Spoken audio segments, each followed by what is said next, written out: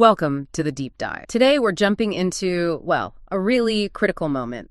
1944. On the Eastern Front, things are already going badly for Hitler. His armies are being pushed back pretty violently by the Red Army. Right. But everyone knew, all the planners on both sides, that the really decisive blow, the one to end it all, that had to come from the West. So this deep dive, it's not just about, arrows on a map. It's about the absolute colossal planning, the sheer ingenuity needed. Yeah, and the mistakes, too. The strategic blunders on the Axis side. And then, of course, the technology. That final staggering leap that defined the last, 18 months of the war across two whole continents. Exactly. We're going to try and distill those key moments, the military decisions, the tech breakthroughs, the politics, starting with the biggest amphibious invasion ever, D-Day, and taking it all the way to the dawn of the atomic. It's the story of how the most devastating war in history finally came to an end. Okay, let's unpack. So Operation Overlord, the Normandy invasion, it didn't just spring out of nowhere. Oh, right? no, definitely not. It was really the culmination of years of hard lessons, bloody lessons learned by the Allies, especially the British. They had to figure out what worked. And maybe more importantly, what absolutely didn't work against those German defenses. Precise. You can sort of see this learning curve in their earlier operation, little test runs almost. Like that Vogts raid in Norway, late 41. Yeah, that was a smaller commando raid, kind of a probe, Test the defenses, grab some prisoners. And tie down German troops up there, right? Keep them away from France. Exactly. And it worked. They blew up some defenses, a fish oil factory, got out clean, showed these kinds of raids were possible. But then came Dieppe, August 40, much bigger ambition. And a much bigger disaster, an infamous one. It was aimed at the French port, right? But it just went wrong from the... Totally wrong. Yeah. The landing craft hit this heavy shingle beach, not firm sand. The tanks got immediately bogged down. Some didn't even make it off the ramps. And the troops that did land... They ran into just withering fire, machine guns, artillery from cliffs. The Germans had basically turned into concrete bunkers. Over 3,000 killed or captured in just hours. Yeah, it was catastrophic. The guys who reached the seawall, they just couldn't get over it. It was hopeless. So the big lesson learned there was crystal clear. Don't ever try a direct assault on a major German-held port. It's suicide. That failure basically dictated the entire Overlord strategy. Meaning they had to land on open... Right, which created a whole new set of problems, mainly supply. And it meant the planning had to be incredibly careful. No rushing at this time. So while the Allies are figuring this out, the Germans are building. Hitler's boasting about being the, quote, greatest builder of fortifications. Yeah, the Atlantic Wall. Sounds impressive, doesn't it? Like one solid wall from Norway to Spain. Well, it wasn't quite that solid. It was more like a massive fortified belt, like 2,000 miles long. Yeah. Machine gun nests, huge coastal guns, miles of barbed wire, and millions of mines. Plus, obstacles underwater designed to rip landing craft apart. Serious stuff. But you mentioned their strategy was flawed. There was some kind of internal argument. The Panzer Reserve argument. Basically, where do you put your tanks? You had Field Marshal von Rundstedt, the top commander in the West. His view was traditional. Keep big tank reserves back from the coast. Maybe near Paris. Wait for the real landing, then hit them hard. Exactly. A big counterpunch. But then you had Rommel. Rommel. He was in charge of the coastal defenses themselves, right? Yes. And he completely disagreed with Rundstedt. Rommel had seen Allied air power up close in North Africa. Then knew it was deadly. Knew it was overwhelming. He argued that any big panzer reserve moving inland would get spotted and just obliterated by Allied planes before it ever reached the beaches. So Rommel wanted the... Right there. As close to the likely landing sites as possible, ready to counterattack immediately within minutes. He thought if the Allies got even a few hours to dig in, German tanks would never break through. So two completely opposing views. What did Hitler do? The worst possible thing, naturally, he compromised. Rundstedt got a small reserve, but Hitler kept personal control over when it could, which was crippling. Because Hitler might be asleep or just refuse. Exactly. And the rest of the panzers, they were scattered along the coast, closer to where Rommel wanted them, but not concentrated enough anyway. So neither strategy was fully implemented. Right. Not enough strength right on the coast, and not enough effective reserve power held back. It was a recipe for failure, really. Okay. Contrast that German indecision with the Allied planning. It sounds incredibly complex, choosing the location first. Yeah, the chief planner, General Morgan. Logically, Pas-de-Calais seemed obvious. Shortest hop across the channel, direct route to Germany. But too obvious. Way too obvious. The Germans expected it, fortified it heavily, so Morgan took this huge gamble. Normandy, riskier logistically, much longer crossing. But less defended. He wanted to wrong foot them. Totally. And to make that gamble pay off, they needed deception on an epic scale. Operation Body. The famous deception. Maybe the most successful in history. The goal was to convince the Germans, absolutely convince them, that Pas-de-Calais was the main target. How'd they do that? They created a whole fake army group, USAC, the first U.S. Army group, stationed it very visibly in Kent, right opposite Calais. And they put Patton in charge, even though he'd been sidelined. Yes, because the Germans thought Patton was their best attacking general. Yeah. His name alone added huge credibility to the fake army. They figured, if Patton's there, that's where the main attack is coming. That's brilliant. What about, like, physical evidence? Oh, the scale of it was amazing. Thousands of inflatable rubber tanks in the fields looked real from the air. Yeah. Dummy fuel dumps, fake truck tracks leading nowhere. Dummy planes, ships. Yep, harbors filled with fake landing craft and constant fake radio traffic. Thousands of operators simulating the communications of a massive army getting ready to move. And German intelligence bought it. Hook, line, and sinker. Thanks in part to double agents feeding them, confirming reports. Yeah. They were utterly convinced FESE was real and Calais was the target. Okay, so deception solved one problem, but the Dieppe less. How do you supply troops landing on open... Right. No port, that's where the engineering miracles come in. The mulberries. The artificial harbors. Exact. These weren't small things. Giant, hollow concrete boxes, caissons, some weighing over 6,000 tons. They towed them across the channel. Towed them. 6,000 tons. Slowly, yeah. Then sunk them in precise locations off the Normandy coast to create breakwaters and piers, instant harbors, basically. Allow them to unload massive amounts of supplies and vehicles. That's mind-blowing. And the fuel. Another ingenious solution. PLU, pipeline under the ocean. Seriously, a pipeline under the channel. 70 miles long. Yeah. They unwound it from huge floating reels like giant spools of thread towed by ships. Okay, that's clever. But how do you hide the pumping station on the English side? That must have been huge. They disguised it brilliantly. The main pumping station on the Isle of Wight, handling thousands of gallons a day, was made to look like an ice cream parlor. You're kidding. An ice cream parlor. Swear to you, the level of detail in the deception and planning was just phenomenal. Okay, so harbors, fuel, but getting off the beach against mines, wire, obstacles. That's where General Percy Hobart's inventions came. Hobart's funnies, they called them. Funnies. A whole collection of weird and wonderful specialized armored vehicles. Yeah. Absolutely vital. Like what? Well, you had the Churchill Crocodile, a tank with a massive flamethrower. Terrifying. Wow. Then the flail tanks, Shermans with heavy chains on a rotating drum out front. They'd beat the ground and detonate mines safely ahead of the advance. Okay, that makes sense. The bobbin tank laid a carpet of reinforced canvas over soft sand, like a temporary road for other vehicles. Armored ramps to cross ditches or scale low walls. Mm-hmm. Even swimming tanks, the duplex-drive Shermans. It sounds like a sci-fi movie. Pretty much. But without these funnies, especially on the British and Canadian beaches, getting off the sand would have been far, far bloodier. #2, landing, breakthrough, and the fight for France. So everything's ready. The deception, the tech, the troop. D-Day is set for June 5th, 1944. But then the weather just turns off. Huge storm in the channel. Rain, wind, zero visibility. Had to postpone, with everything hanging in the balance. Had to. Pushed it 24 hours. And that decision on the morning of June 5th, talk about pressure. The forecast was tricky. Gave them a tiny window, maybe 36 hours of relatively calmer weather before another big storm rolled. Miss that window, and they might have to wait a week, lose surprise. So Eisenhower. Listen to his meteorologists, his commanders. The tension must have been unbearable. Then finally, he just said it. Let's go. Probably the two most consequential words of the war. And the invasion starts pre-dawn June 2nd. The deception worked. Perfectly. Allied electronic countermeasures totally confused German radar. The main assault fleets heading for Normandy barely registered, while diversionary tactics made it look like something was heading for Calais. And the German commanders. Caught completely flat-footed. Rommel was in Germany for his wife's birthday. Oh. His deputy commander in Normandy was miles away at a war games exercise.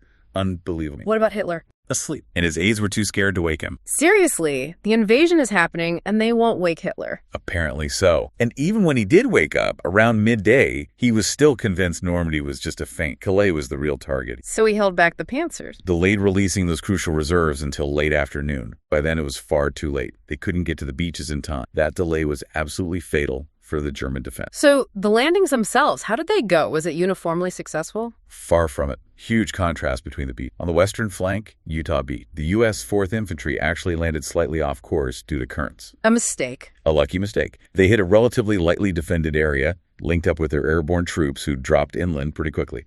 Within a couple of hours, that beachhead was secure. Okay, so Utah went relatively well. What about Omaha? Omaha was hell. Just pure hell. High bluffs, heavily fortified, very few exits off the beach. The U.S. 1st Infantry ran straight into a buzzsaw. The swimming tanks didn't make it. Many swamped and sank. The troops waiting ashore were just cut down by intense machine gun and artillery. Casualties were horrific right from the start. How did they even manage to get off the beach? It was touch and go for hours. Came down to small groups of incredibly brave soldiers, finding ways to scale the cliffs under fire, taking out machine gun nests one by one. Is absolute chaos and heroism saving the day there. And the British and Canadian beat Gold, Juno, Sword. They faced really savage fire too. But that's where Hobart's funnies made a massive difference. The specialized tanks. Yeah, the flails clearing mines, the bobbins laying paths. They helped breach the obstacles much faster than at Omaha. Troops got inland, linked up with glider troops who'd seized key bridges, like Pegasus Bridge over the Caen Canal. So by the end of D-Day, all the beachheads were established. They were established, yeah. But the fight was far from over. Getting out of the beachheads, deep into France, that turned into a brutal slog. The Bocage fighting. Exactly. Normandy wasn't open country. It's this patchwork of small fields, separated by incredibly thick, ancient hedgerows and sunken lanes. Perfect defensive terrain. Absolutely perfect for the Germans. Yeah. Every hedgerow could hide a machine gun nest or an anti-tank gun. They could ambush the Allies constant. Progress was slow, and casualties were really heavy. And this is where the tank issue became really apparent, the Tiger. Oh, yeah. The infamous Tiger tank problem. Yeah. The British 7th Armored, the Desert Rats, ran into just 4 German Tigers near Caen, and it was a massacre. The Allied Sherman tank, which they had in huge numbers, was just completely outgunned and out-armored by the Tiger. Oh, badly outclassed. The Tiger's 88mm gun could knock out a Sherman from like a mile away. The Sherman had to get dangerously close, maybe 500 yards, to even hope to penetrate the Tiger's thick frontal armor. And the Shermans had that reputation. For bursting into flames when hit. Yeah. Petrol engine, relatively thin armor, grim nicknames like Ronson Light's First Time, Every Time, or Tommy Cooker. Against the Tigers, they stood little chance in head-to-head fight. So even though the Allies had more tanks, the German heavy tanks could stop them cold. In certain areas, yes, especially around Cannon, which became this major bottleneck, slowing down the whole advance. And then the weather turned bad again. Yep. A massive storm rolled in about 2 weeks after D-Day, wrecked the American Mulberry Harbor at Omaha completely, badly damaged the British one, Cutting off supply. slowing them down significant, which made capturing a real deep-water port like Cherbourg absolutely critical. They needed that reliable flow of reinforced materials. So heavy fighting, supply issues. How did they finally break out of Normandy? They needed a massive push.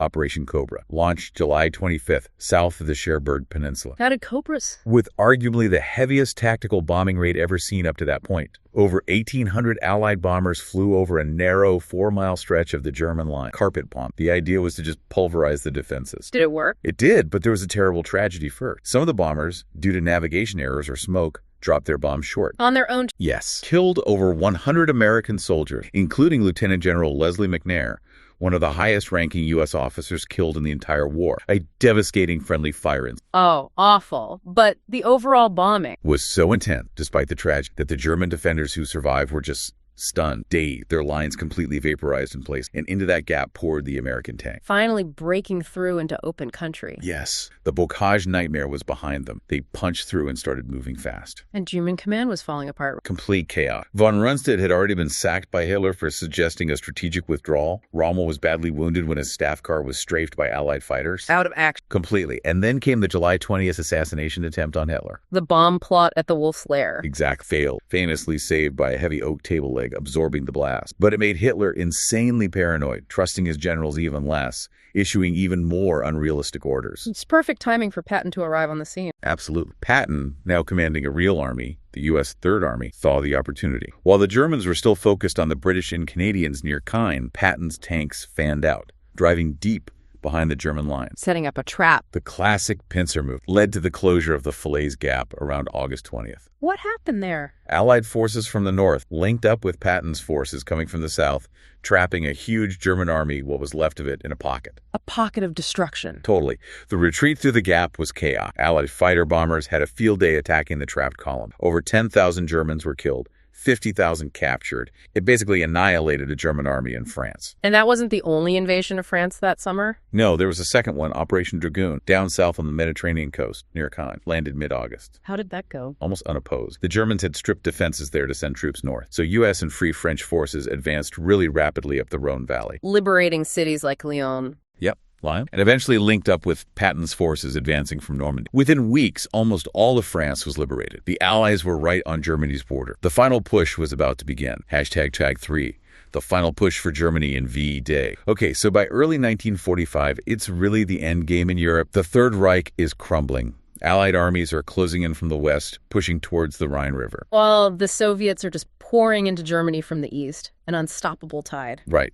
In the west, crossing the Rhine was the next big psychological and physical barrier. Montgomery, the British field marshal, planned his crossing very carefully, very methodically. Operation Plunder. That's the one. A massive two-pronged assault planned for late March, but it got delayed. The Germans, fighting desperately, opened sluice gates on dams upstream. Flooding the area. Yeah, deliberately flooded the approaches. Took Montgomery's forces 2 weeks just to clear about 60 miles of the river's west bank. Agonizingly slow. But further south, the Americans were moving faster. General Bradley's U.S. armies were probing, looking for any opportunity. And then March 7th, near a little town called Remagen, they found a bridge still standing, the Ludendorff Bridge. Incredibly, yes. It was wired for demolition, but still intact. U.S. troops made a mad dash for it. Did the Germans blow it? They hit the plunger just as the Americans reached it. There was a huge explosion. But the bridge didn't collapse. It was damaged, but standing. Wow. So they got across first Allied troops over the Rhine into Germany proper. He secured it, yeah. A huge boot. But tragically, the damaged bridge did collapse about 10 days later while engineers were trying to repair it. Killed 28 of them. Terrible. But those 10 days were crucial. Absolutely. Allowed the Allies to pour troops and equipment across, establish a solid bridgehead.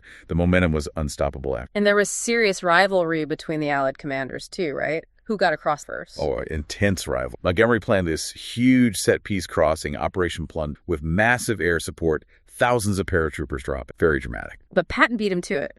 The night before Montgomery's big show, Patton, characteristically, just found a spot near Oppenheim and pushed his troops across the Rhine with minimal fuss. And then paused mid-river to relieve himself into the Rhine. A symbolic gesture of contempt, you could show the competitive spirit driving that final push. So the West was pushing hard. What was happening on the Eastern Front? You described it as a collapse. Total collapse. Apocalyptic. The sheer scale of the Soviet offensive was overwhelming. German intelligence reckoned the Soviets had something like an 11-to-1 advantage in infantry, plus vastly more tanks, artillery. And the German defenders? Increasingly just boys and old men. Poorly equipped. Volkssturm militia. The main Soviet push started January 12, 1945. Marshal Zhukov, their top commander, just unleashed this devastating blitzkrieg. Covered 300 miles in 2 weeks. 300 miles. Reached the Oder River, which is like only an hour's drive from Berlin itself. And Hitler's decisions during all this? Utterly disastrous, completely detached from reality. He put Heinrich Himmler, the SS chief, who had zero military experience. None. Put him in command of an army group in the north. Predictably, it just disintegrated instantly against the Soviets. And he refused to evacuate troops. Yeah, there were 200,000 experienced German soldiers trapped in the Courland Peninsula in Latvia, cut off. Hitler refused to let them break out and help defend Germany.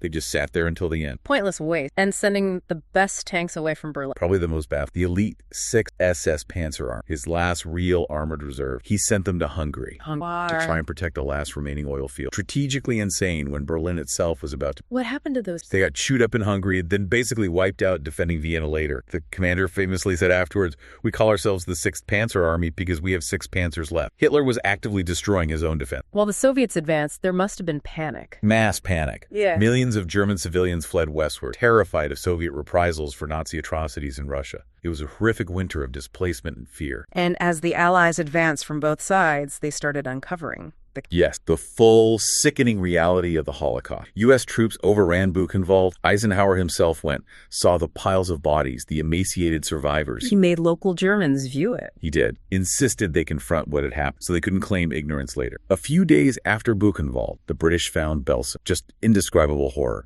70,000 prisoners, thousands dead and dying from starvation and disease, corpses lying everywhere unburied. The BBC reported on it directly. Richard Dimbleby. His broadcast from Belsen was shocking, unflinching. He made it absolutely clear this is what the Germans did, deliberately and slowly. It exposed the systematic, industrial scale of the Nazi crimes. So amidst all this, the final battle, Berlin. The race for Berlin. Although technically it wasn't much of a race for the Western Allies. Why not? Because at the Yalta Conference, it had already been agreed that Berlin would fall within the Soviet zone of occupation after the war. So Eisenhower was ordered to halt his main advance and let the Red Army take the capital. Even though some commanders wanted to push on. Oh, yeah. Patton definitely wanted to. But Eisenhower followed orders. Berlin was left to the Soviets. And the Soviets prepared a massive assault. 2.5 million troops, 6,000 tanks, 40,000 artillery pieces pounding the city. Stalin deliberately pitted his two top marshals, Zhukov and Konev, against each other, urging them to race to the Reichstag. Causing chaos. Yeah, often inefficient, bloody street fighting as their armies competed. Meanwhile,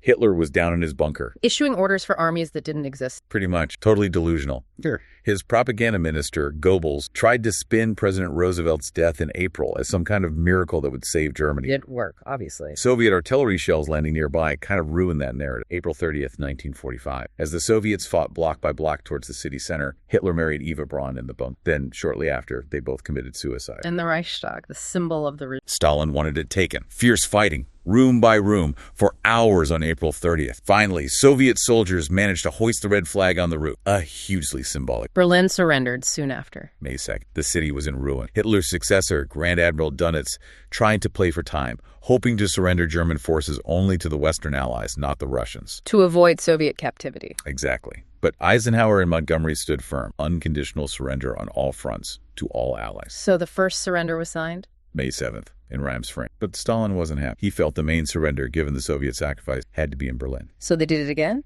Yep.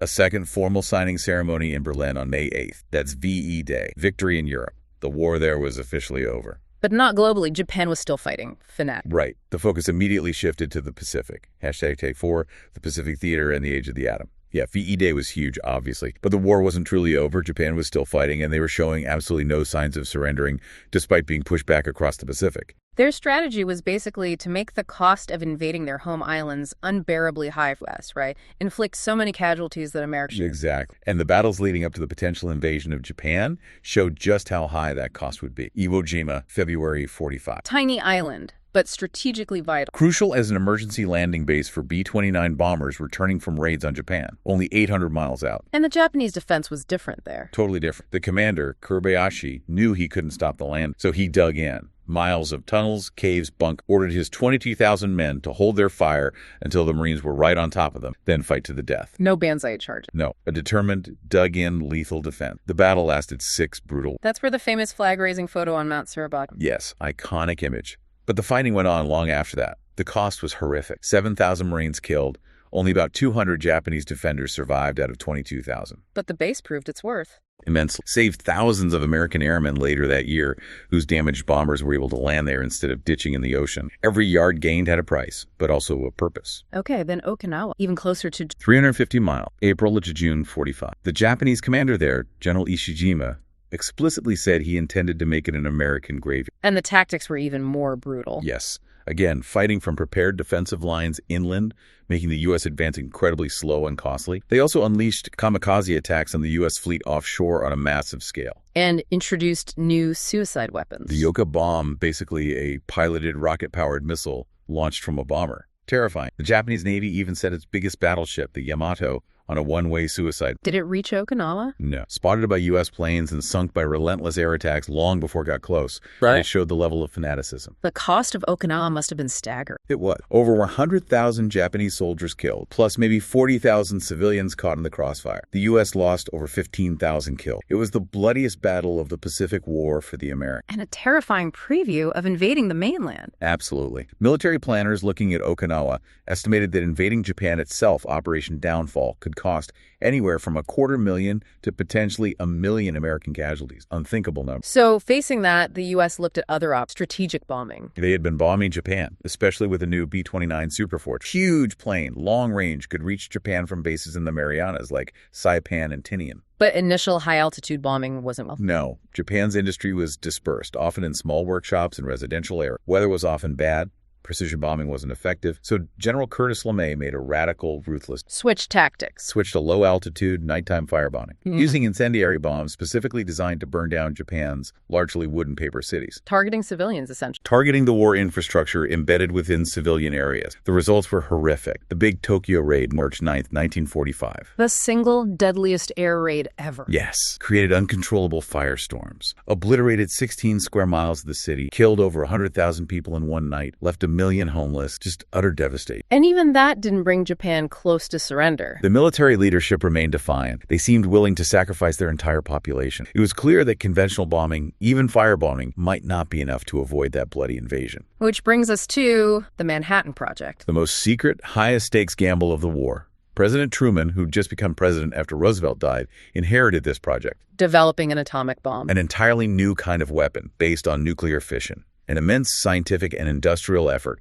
led by General Leslie Groves and the brilliant physicist Robert Oppenheimer. Using uranium and plutonium. 2 different paths, yeah. One bomb designed using uranium-235, another using plutonium. After years of work, billions of dollars spent, they were finally ready to test one. The Trinity test, July 16th, 1945. In the New Mexico desert, they detonated the plutonium bomb, nicknamed the Gadget. At 5:30 in the morning, the sky lit up brighter than the sun. The atomic age had begun. The power was terrifying, unprecedented. And Truman gets the news. While he's at the Potsdam Conference meeting with Stalin and Churchill, he learns the test was successful. He now has this weapon that could potentially end the war quickly, avoiding the catastrophic invasion casualties. A heavy decision. Immense. He weighed the options and gave the order to use the bombs against Japan if they didn't surrender unconditionally after a final warning, the Potsdam Declaration. Japan ignored the warning. They did. So August 6, 1945, the B-29 Enola Gay drops the first bomb, little boy, the uranium one, on Hiroshima. The devastation. Instantaneous, almost unimaginable. The city center vaporized, temperatures reached thousands of degrees, tens of thousands killed instantly. Estimates vary wildly, 40,000, 70,000, maybe 100,000 initially. Many thousands more would die later from burns and radiation sickness. And Japan still didn't surrender immediately? Leadership debate, but still death. But then 2 things happened on August 9th that forced their hand. Oh, were they? First, the Soviet Union declared war on Japan and launched a massive invasion of Japanese-held Manchuria. Over 1.5 million Soviet troops stormed across the border. That terrified the Japanese military, facing a 2-front war against fresh, powerful. And the second thing. Hours after the Soviet invasion began, the U.S. dropped the second atomic bomb, Fat Man, the plutonium, on Nagasaki. More powerful than the Hiroshima bomb. Technically, yes. Though Nagasaki's hilly terrain limited the blast radius somewhat, and it fell a bit off target, still, it killed somewhere between 35,000 and 50,000. Utter destruction. 2 bombs had. That broke the death. Faced with total annihilation and the Red Army advancing, Emperor Hirohito personally intervened. In an unprecedented move, he told his government they had to accept the Allied surrender term, with the one condition that his position as emperor be preserved. Did the Allies to that? They implicitly agreed. So, August 14th, Truman announced Japan's unconditional surrender, VJ Day. When was the formal signing? September 2nd, 1945, aboard the battleship USS Missouri, anchored in Tokyo Bay. General MacArthur presided. The Second World War was finally officially over. And the world immediately, the aftermath. Was immediate. War criminals like Goering, Dönitz were rounded up for the Nuremberg trials. Germany and Berlin were formally divided into 4 occupation zones: Soviet, American, British, French, setting the stage for the Cold War. So, looking back at this whole period, the end of the war, what are the big... It's this incredible, almost overwhelming combination of factors as the sheer logistical genius, the Mulberries, PLUNO, the incredible cunning of the deception, Operation Bodyguard. Then the brutal human cost, Omaha, the Bocage, Iwo Jima, Okinawa. Unrelenting, grinding warfare. Yeah. And then finally that enormous technological leap, the B-29s, the fireball, atomic, it all converged in those final. So what does this all really mean? It feels like the end wasn't just one battle, but this rapid series of shocks, strategic, technological, hitting the axis from all sides at once. I think that's right. It was total war in every sense: industrial capacity, scientific ingenuity, strategic planning, overwhelming Axis powers that were increasingly led by delusional leaders making catastrophic mistakes. And that final technological shock, the atomic bomb, it ended one war but started something else entirely, didn't it? Absolutely. It delivered victory, yes, but it fundamentally changed everything. The war ended with Europe carved up, new superpowers emerging, and this terrifying new weapon hanging over everyone. Knowledge applied to destruction, reaching its apex. You could say that. The greatest scientific and engineering breakthroughs of the war, the bomb, the rockets that would soon carry it, immediately became the central threat of the next era. The nuclear age, the Cold War. Which leaves us with a pretty stark thought. Saw this credible, calculated human effort, Bodyguard, the Mulberry, Manhattan Project, Mass Complex, all aimed at... Did that very success, that leap in capability, just push us from an age of fighting wars to an age of permanent tension, fought over ideology, under the constant shadow structure, where the old plan itself is never...